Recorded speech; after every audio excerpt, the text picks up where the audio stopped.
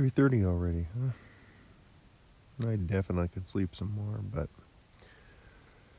gotta get up and start making some miles.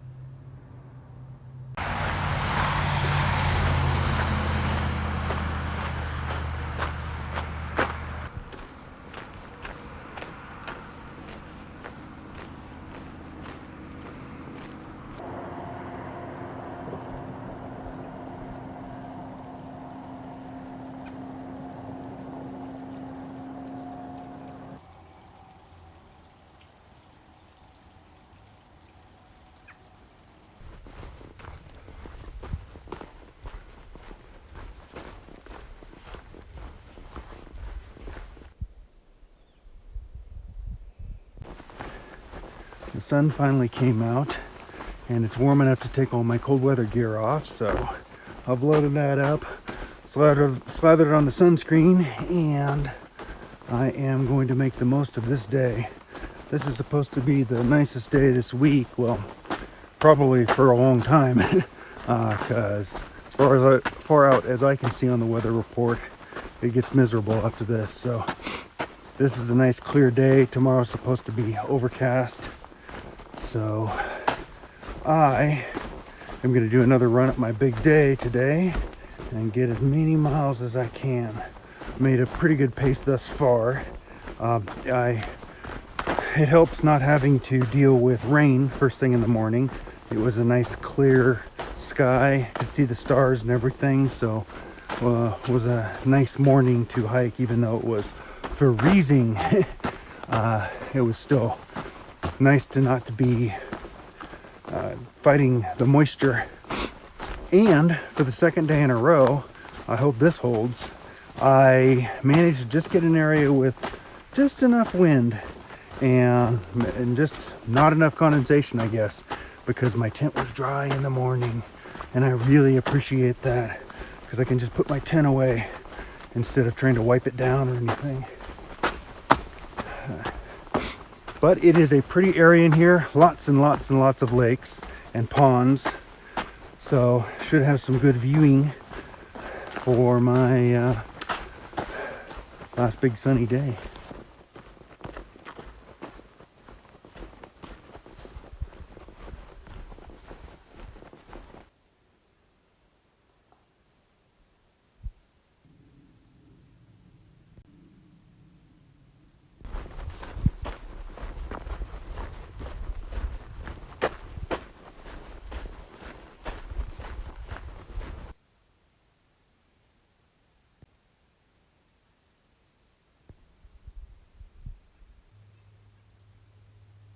It's after dark, but I made it 40 miles today. So there's my new record. I'm in the 40-mile club. So I've got some warm clothing on. I think I lost my hand warmers somewhere. I must have dropped them, and I don't know where they went. So someone got a bag of hand warmers, unless I find them here. I tore my bag apart, but I didn't see them. So gotta keep my hands warm the old-fashioned way.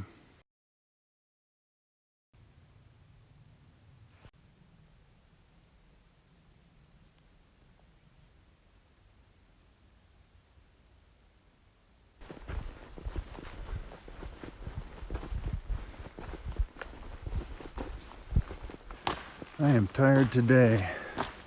I don't know if my body liked doing a 40 after a 33 and a half.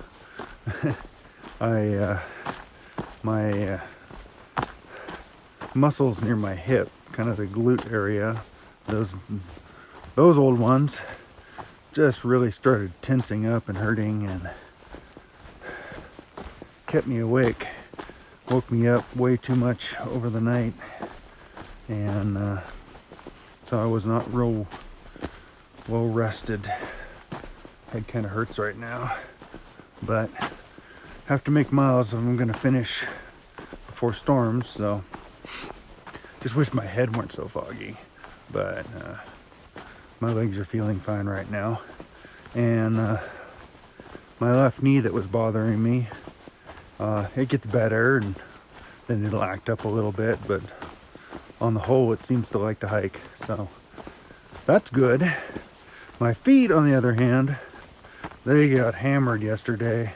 They're feeling pretty good right now, but the left foot was really numb. Lots of lakes in the area, so it's pretty chilly here. I've only made it about 8 miles thus far this morning. If I could, I'd like to make it another 24, because it's either that or I have to do a lot less, because there's a limited use area toward where my end of my hike might be, and you can't camp in there, and rangers apparently hang out and check permits and everything, but you can't camp there without a special permit, even as a PCT hiker. And so you need to camp before it or after it, and they looks like the tenting before it is pretty limited. I guess tonight will be my last night camping out here for the season. The good news was last night I found my hand warmers. I thought, man, I had them earlier in the day. I'd taken them out, and when I was putting all my food back in the food bag after lunch, I put the hand warmers in there too. So when I went to go get some food, got my hand warmers.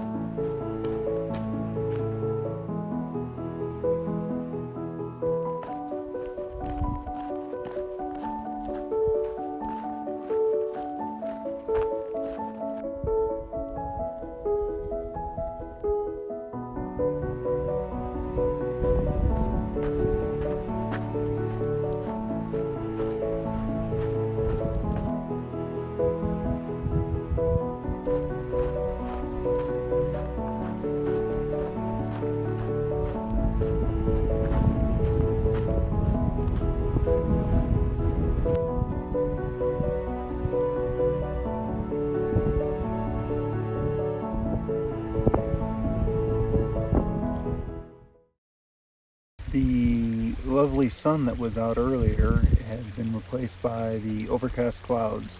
So the weatherman was not wrong. It just came later in the day and came along with some icy strong wind, which is super fun. It feels like it could rain at any moment. I'm hoping it doesn't, but I'm kind of expecting it to.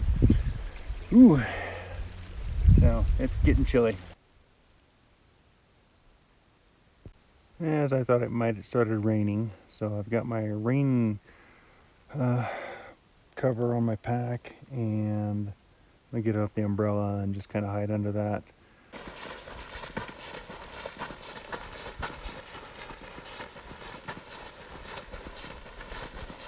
The rain wouldn't bother me as much, but I was trying to make time and get as far as I could. I guess the storm's coming in sooner.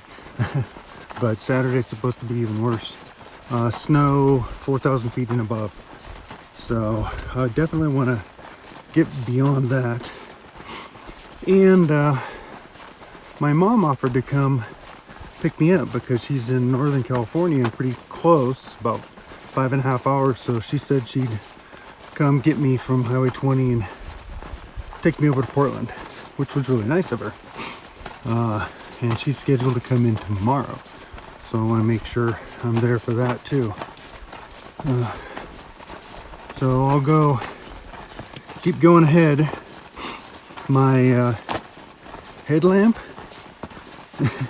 I don't know what the deal is, but it does not seem to have very good battery life when I have to use it all the time. So it's getting low again. So I can use my iPhone as a backup if I need it. but it kind of makes it more difficult to do night hiking with just a super dim light.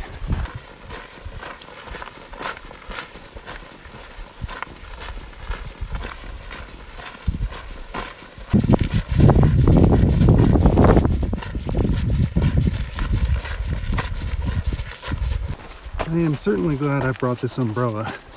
I'd be a lot wetter now if I didn't have it.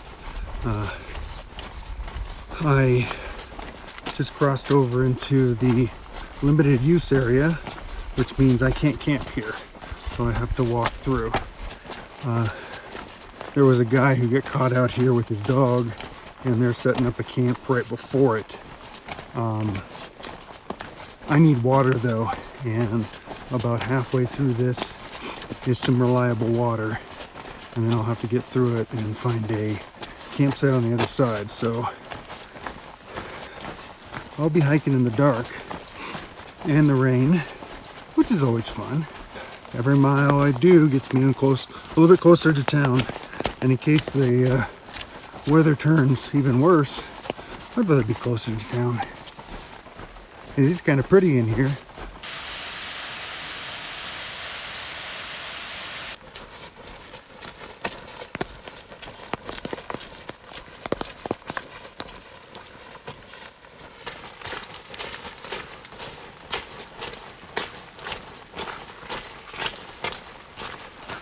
I got the water, and that was not fun because I had to get out from under my umbrella. Really highlights the difference between having an umbrella and not when it's raining like this, because more stuff got wet than before. But including some of my iPhone screen, and that's one thing I never considered. So iPhone is waterproof, but the water on the screen messes with the capacitive screen, and you end up activating things you don't want to. So it can be kind of frustrating to try to navigate menus. But I got 1.2 miles before I'm out of this area, and then find a tent site and set up. I have my water. Just try to set it up as quickly as possible in the rain. It's actually coming down a little bit harder now.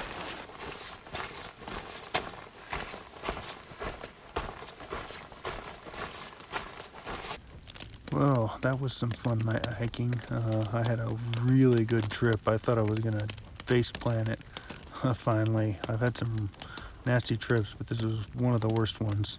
But I managed to stumble and I don't know. Good thing I have strong legs now. But I did not fall, and I made it to the campsite. I think I did something like 34 miles, 34 and a half miles today, something like that. So that puts me real close to like 25, 26 miles from Highway 20. So a lot closer tomorrow, and I'm hoping that this sound of this rain and stuff slapping on the tent is gone by morning. My beanie unfortunately got wet. I guess I didn't get that in the right spot, and so it got a little wet, but everything else is dry that needs to be dry. And I'm gonna get warm now and eat some food, go to bed. What a long day.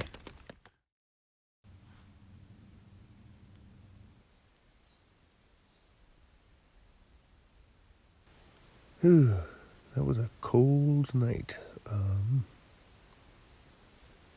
Well, I've got the condensation in my tent, but that doesn't surprise me. It is probably in the 30s, according to the Garmin. 34 is what it's got up to, or down to. And I'm trying to motivate myself to put on wet clothes in in that temperature. Wish I had my beanie. It wasn't wet, but it's not worth putting on.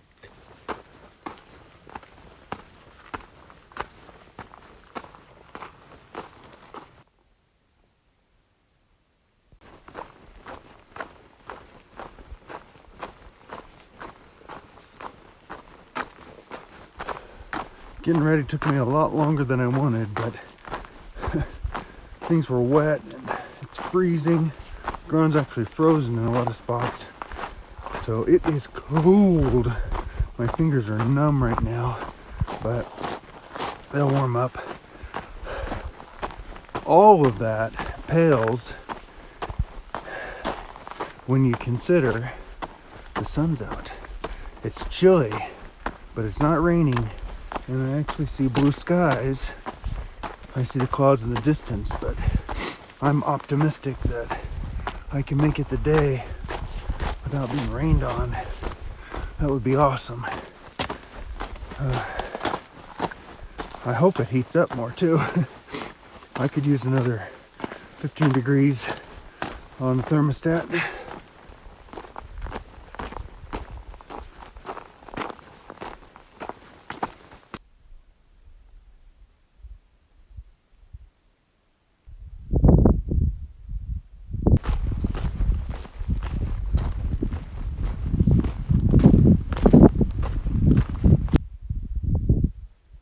The ice froze and pushed up the dirt, so when you step through it, it leaves footprints.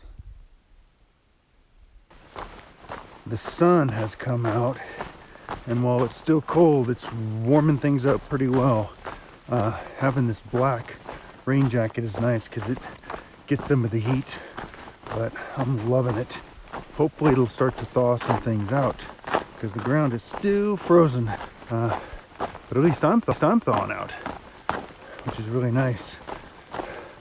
I am going to keep moving quickly. As long as I have sun, that's great hiking weather. Last night was some of the more miserable. I was in the clouds, so very foggy, raining hard, with a dim headlamp, trying to hike at night. And the visibility, I basically could see 3 feet in front of me, and that was it. And so I had my GPS out just to make sure I didn't go down some side trail or off to something I didn't know, and actually made it to the right location. So thank you, GPS. But when I got up this morning and the sun was out, I didn't recognize anything because I had such low visibility I couldn't see it. So it was nice to be able to see the campsite, and the campsite turned out to be really nice. It had a little pika. They weren't there to film me, but they were there to squeak encouragement. And I heard them squeaking into the evening, actually. I didn't know they stayed up so late. And they were up bright and early, squeaking away. So that was nice to have them shouting encouragement to me.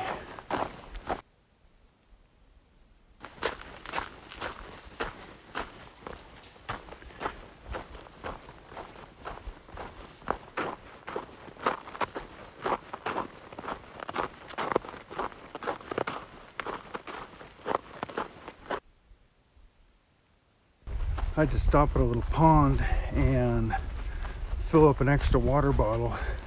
Unfortunately, I didn't really want to carry it, but it's a 20-mile stretch to the next water, so I like to have some extra water on me when you've got that kind of distance.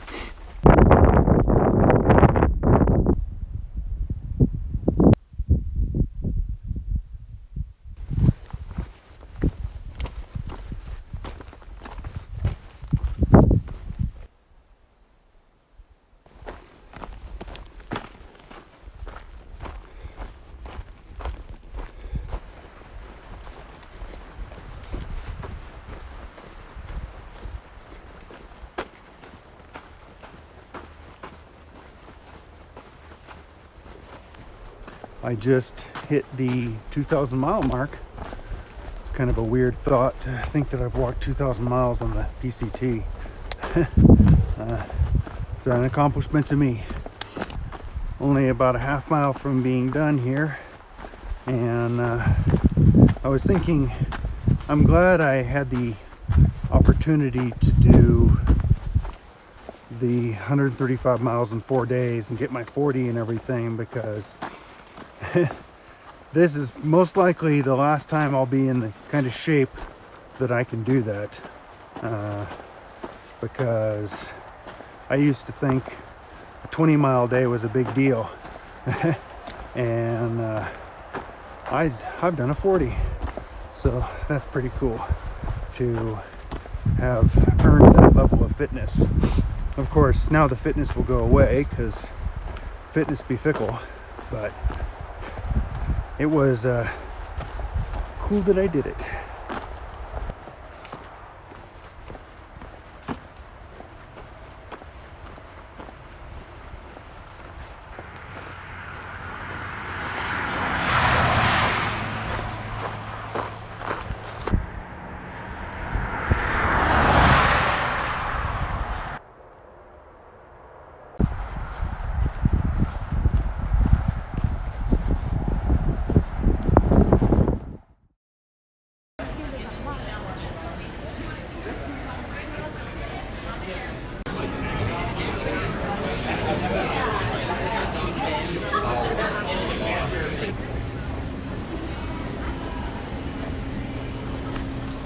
Oh, phone again. I've been off the trail for about a week now and had time to settle in and try to get used to non-trail life. It's definitely felt weird. My brain still wants to get up in the morning and go out and hike, and I find myself thinking about the trail a lot. So it's definitely a habit I acquired, and something I want to keep doing. My task-oriented brain also wants to finish the trail. That's a future chapter. I started out with 3 primary reasons why I even went out on the PCT in the first place, and I thought that might be a good way to frame any conclusions I have having been out on the trail. Thought about it a little bit as I was kind of winding down in Oregon, and I had a chance to think about some things while I've been off the trail. The first reason I cited for doing the trail was health related. The problems with my neck and my shoulder were one of those things that I thought was going to be my major issue on the trail, something that I wanted to overcome or deal with. Ironically, it turned out to not be a problem at all. I didn't have any problems with my neck. I didn't have any problems with my shoulder. That was not an issue. I had a problem with my lower back, but that was, I don't know, I strained it or something there. The real problems were, one, the peeing blood issue, which I had in California and through the Sierras, and after the Sierras it pretty much went away, so that was a good thing. The other one was my feet. That one I was not expecting. I didn't know my feet were so rolled poorly. I have what I think is called hallucis limitus in my big toes, where they won't bend back far enough, and that's future arthritis in the making, unfortunately, but that did give me pain on the trail and probably was what contributed to the turf toe down around Warner Springs. And of course the neuromas that I got, which caused the numbness and tingling in my feet. I've been on anti-inflammatories. I went back and saw the podiatrist and done about a week's course of them. And it did reduce swelling in my feet. They were pretty swollen from the last bit of trail in Oregon with all that nasty lava rock. It was pretty hard on my feet. But still have a lot of numbness, still have a lot of tingling in the front of my feet and my toes. Hopefully, maybe some anti-inflammatories, maybe just some more rest. I'm trying to not go out walking a whole bunch or anything. I'm trying to stay off my feet for a few weeks just to give them a rest and hopefully arrest things.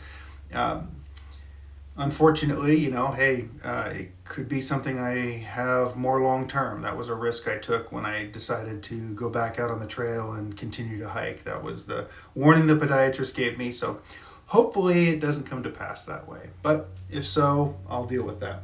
Another thing, and I knew this would happen, was weight loss. That wasn't what I set out to do. It was just kind of a byproduct. It's, kind of nice.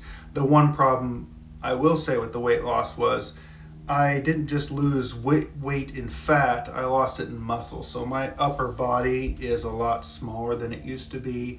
I could see that I lost muscle mass in my arms and chest and legs. The legs are strong. It's lean, strong muscle, but everything is smaller. And I talked to some other hikers, even JMT hikers, who said, man, have you lost a lot of your muscle mass? Because it's shocking sometimes how much of it you lose, as a guy at least. The fat loss, this one is kind of interesting. I made a mark here to the side of this yellow line is where I started. This is how much loose belt I had when I started on the trail. By the time I was done, to the side of this blue line is where I ended up with. So lost a little bit of weight while I was out on the trail.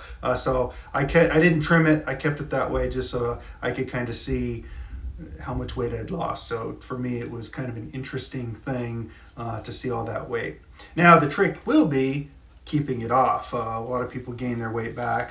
Luckily, my appetite has started to decrease, so that's not going to be an issue, but I'm going to have to watch things carefully, otherwise I'll put the weight right back on. I don't feel like eating like I do on the trail right now, so at least that's not an issue where I have that ravenous hunger where I want to go in and eat 2 pizzas. That's gone away, so that fortunately has taken care of itself. The second reason I went out was exploration or adventure, and the trip was an absolute win. I didn't need to finish the Thru-hike this year to have a grand adventure, to go see new places and new plants and flowers and all the cool new animals. That I got in spades. It also felt really big going on something like this, just walking all of California. Just doing that was an epic adventure, let alone crossing into another state and doing more that way. It would have been cool to have finished it all in 1 year, but that's not the thing that I'm going to judge my adventure by. I had an adventure regardless. I will say the experience is much more visceral to walk into a town than to visit it by a car or plane or bus or train or whatever, however else you would normally get there. Just walking in to the town, you feel like, you've traveled there. It's a real feeling, and it's a lot more exciting because, you're coming to town after having been out in the woods and get some food and get some resupply and get cleaned up. So it feels a lot more important. Going into a small little town can feel way more important than it ever has whenever I've driven into the town. That was kind of a really fun experience, that going from town to town is really part of the adventure. I still have a lot more to go.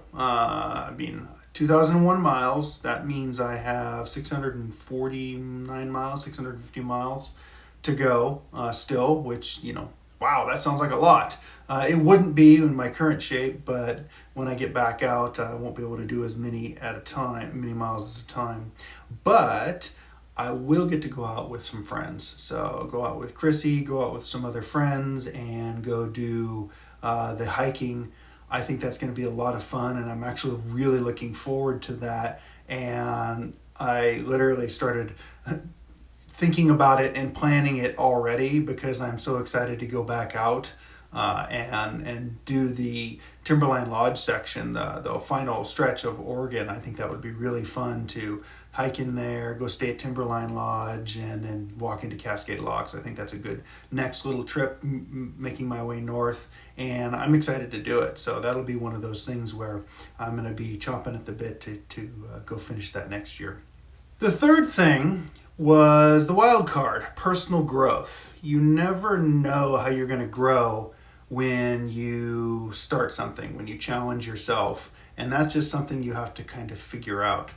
And it's not a thing that I think you can figure out in 50 or 100 miles on the trail. That's one of those where you have to live for a while. You have to have been out there. You have to get past the learning stage. You have to get past the excitement stage. You have to kind of get into the hard drudgery stage where things get difficult and maybe you don't want to keep going sometimes and you have to push through that. So I'd say I got a number of conclusions, a number of different things that I feel like I learned or ways in which I grew. I really think I'll be able to integrate at least some of these into my non-trail life. Some things I think maybe make more sense or you feel a little bit more when you're out on the trail. But I think it's an important lesson to take them away and to think about them going forward so that you can benefit from the hard-earned experiences and conclusions. One of the things I noticed right away, I'm kind of a task-oriented perfectionist, more of an anxious person, I'd say, historically. I've been working on that for years of not worrying about things being perfect or being anxious about what's going to come up in the future. The trail has been very, very good for that. Perfection is nigh impossible. You are going to have things mess up all the time, whether it's your pack catching on fire, whether it's gear failure, whether it's running out of food, whatever it is, you're going to have problems and you're just going to have to deal with them. You can feel anxious about these things and, hey, what's this threat that's going to come up? Am I going to be able to handle this? Will I be able to get a hitch? Any of that type of thing. You can feel anxious about it, and I did when I started out. But after a while, no matter what it was, I started just going, I'll deal with it when I get there. I'll deal with it. However it works out, I'll deal with it. And that really, you start seeing that a lot with most of the thru-hikers. They just say, I'll deal with it. When I get out there, I'll deal with it. Now, some of them, they started that way. That was just their default personality type. They deal with it. They don't worry about it. For others, like myself, that's not necessarily my default personality type, but that's kind of where I got to, which is I'll just deal with it. So I think that's a really good thing, actually. I don't have to worry about not being a perfectionist. That's always going to be my nature, is to try to do that type of thing, or be a planner, because that's not what I got out of this. You still plan, but you acknowledge that your planning and won't turn out perfectly, and whatever you end up with is what you end up with. So you just deal with things as they come. That, I think, is a really good thing I got out of the trail, and I would be happy if I just had that. Fortunately, there are more things. This right here, just recording a video, sitting in a chair and talking to the camera still feels awkward, but I got a lot more comfortable with just sharing my thoughts and sharing my feelings and making grammar mistakes and everything on camera. And actually editing that, looking at myself, that felt funny at first, but now I'm a lot more comfortable with being more of a public type person. I've always been a private person, and so for me, that was the real stretch, was to start just showing myself and not worrying about that. Again, I still feels funny to just sit in a chair and talk at the camera, because that one is maybe I'm just not used to it, and I'm more used to being out on the trail where it just feels more real or something. I don't know. But definitely feel like this is a big change for me, and it doesn't bother me the same way it did, especially when I started out, where my first video I made was like crawling through glass to try to get that one done. It was so hard for me. Another thing that I really got out of the trail, and I hope I can keep this one because I think it's really important, is appreciation of small things. When you are out on the trail, you deal with all kinds of privations. Too much heat, too much cold, not enough food, not enough water. You're uncomfortable, you're dirty, all types of things that are just you're living outside your comfort zone big time. When you get to town, or you get some trail magic and you get a little food, or you get an opportunity to see a little animal in my case, or you get a shower. Those small things are everything to a thru hiker. And it's amazing what level of joy you can get from those small things. Now, of course, that's a perception issue. If I haven't had some food in a while, or had some hot, fresh food, then when I get to town, man, that is the best food I've ever had. And if you get to sleep in a warm bed and you're dry, boy, oh boy, is that a cool thing, right?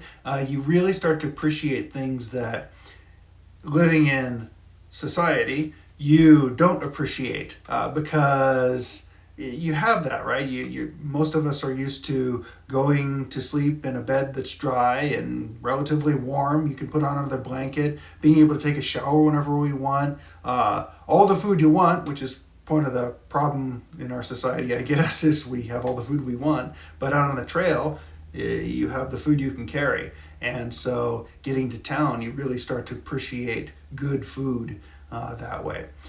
I hope to carry that with me. It's easy to get used to whatever situation you're in, including that dry bed. Maybe you start getting used to it. That hot food, you start getting used to it. But I think I really want to, for myself at least, try to continually reflect back on the trail to go, look how happy that made me when I had these small things, and look how good they can be.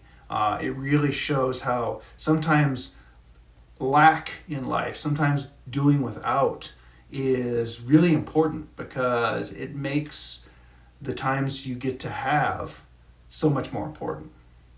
Another thing that was, I kind of thought would be part of it was just testing my mettle. Seeing, can I do it, right? Can I climb that mountain? Can I sleep outside? And can I deal with the cold and the heat and just keep going? And I'm perfectly satisfied. I didn't finish the trail, but that to me was not me proving to myself that I could do it. This journey has been probably the hardest physical thing I've done in my life. Maybe one of the hardest mental things, but maybe top 5, maybe top 10. I don't know. But physically, very difficult. Many days, 10 to 13 hours of hiking and dealing with extremes of temperature, dealing with discomforts, dealing with problems. That is a serious challenge. And I got up day after day and I did it.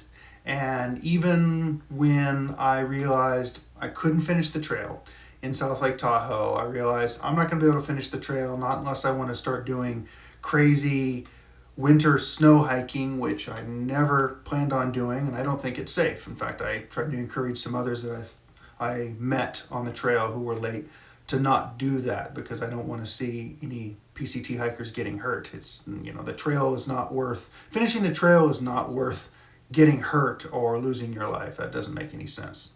But in South Lake Tahoe, when I realized that, it's not going to happen, I'm going to have to just get as far as I can, there's that feeling of like, well, forget it then, I can't do it, then, what's the point, right?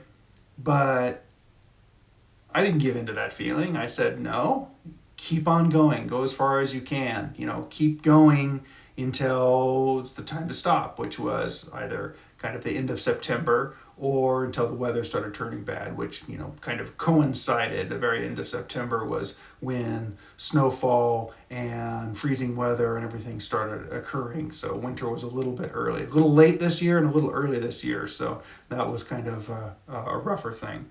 But I feel good about myself that I was able to survive out in the woods in all these difficult conditions, whether it was having to deal with the desert or having to deal with freezing or having to deal with snow or having to deal with some of the dangerous cliffs I scaled across because of blowdowns and stuff, things like that. I feel like I proved to myself, hey, you can do it. You get a lot more confidence being outside and being out in the woods than I did before. The animals were never a thing that really bothered me, like bears and mountain lions and rattlesnakes. Those seem to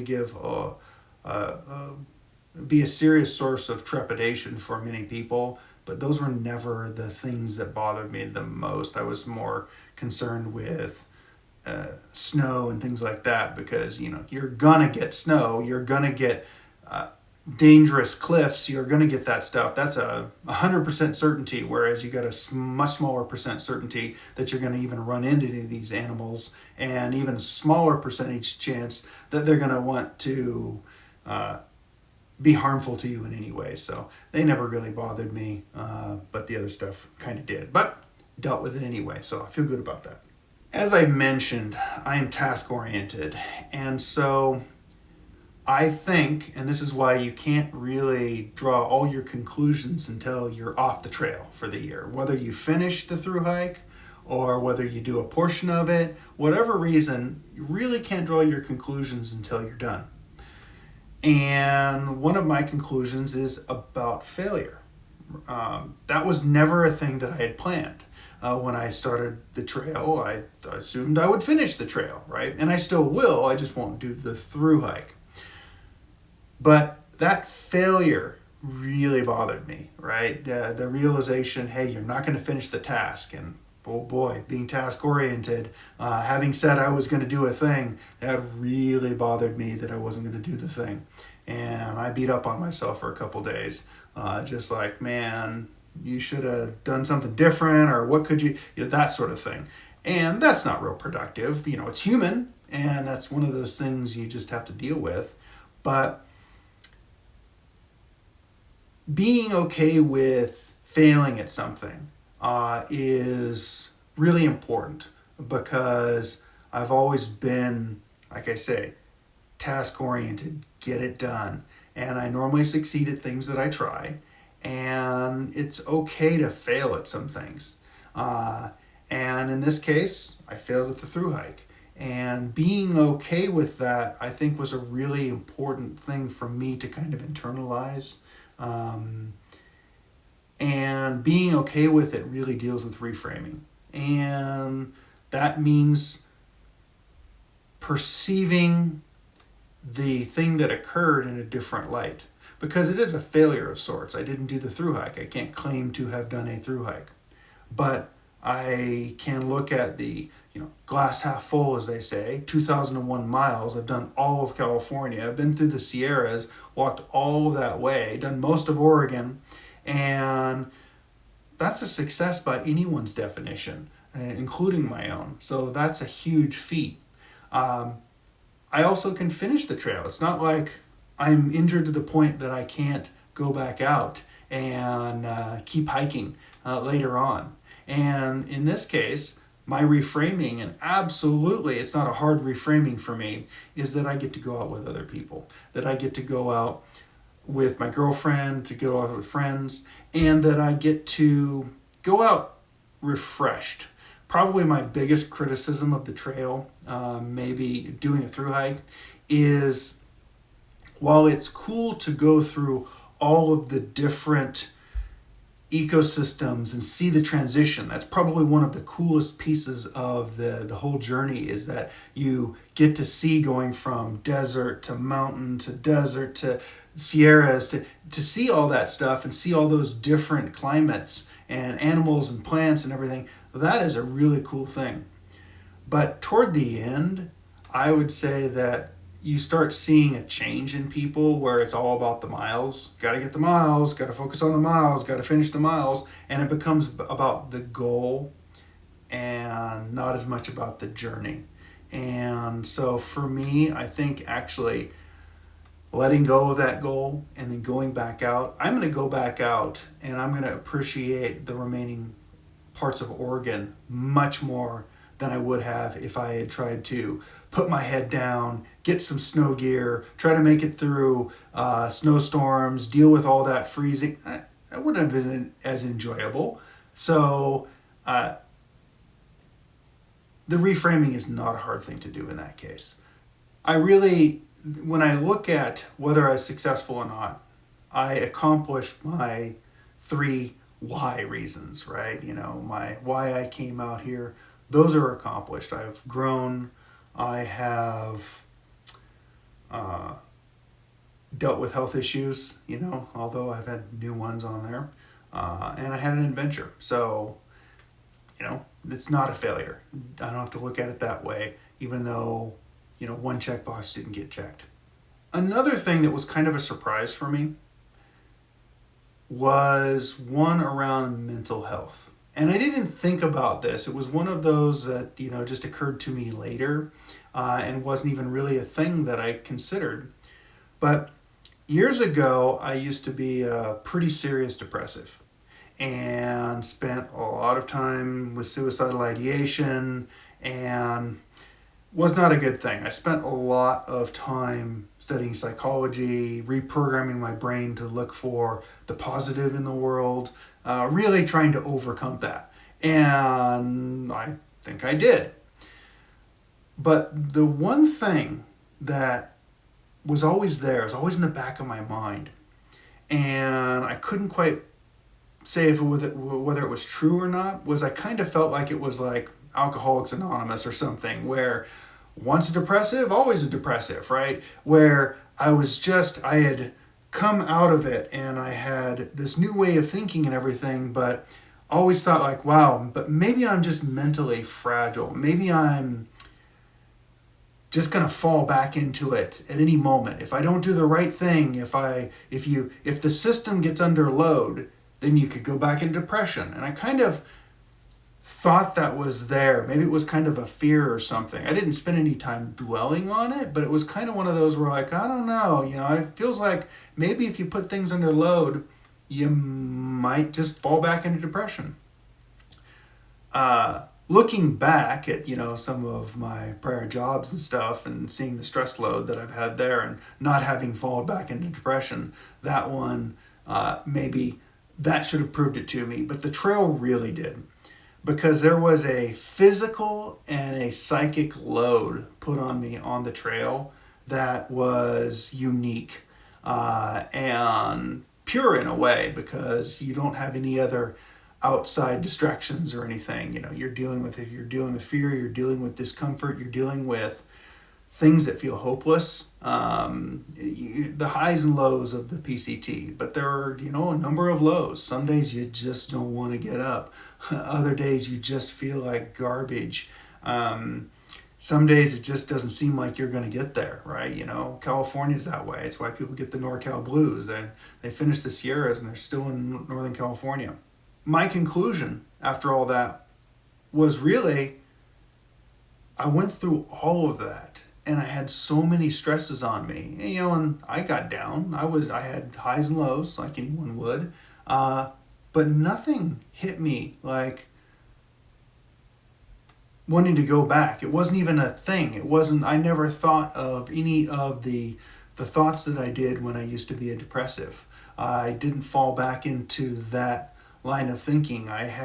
If I felt sad, I had ways of compensating with it. If I felt down, I knew how to work on that. I knew how to look for small things out on the trail.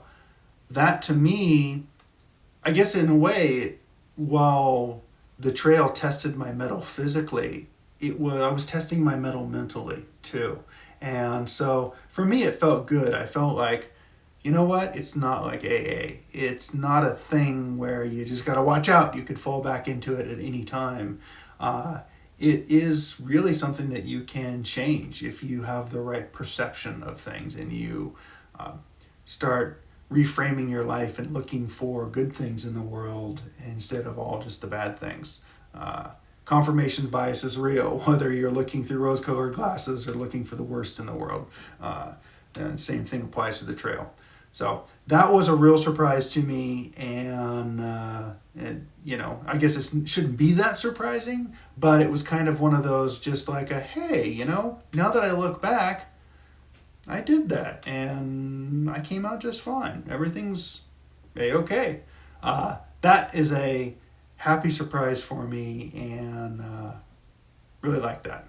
The final thing is not really a growth opportunity, but it was growth. It was this beard. So this beard is a unique thing for me. It's great for protection from the elements. It saved me when the wind was cold and the water was the rain was blowing on me, or the sun was there. You didn't have to put sunscreen on it. This beard has been very useful for protection from the elements, but I don't like it. I know now, having had a beard for months and months and months now, that I'm not a beard guy. So, fun experiment. Would I grow one if I went back out on the trail? Sure. If I were out there, I think it's useful.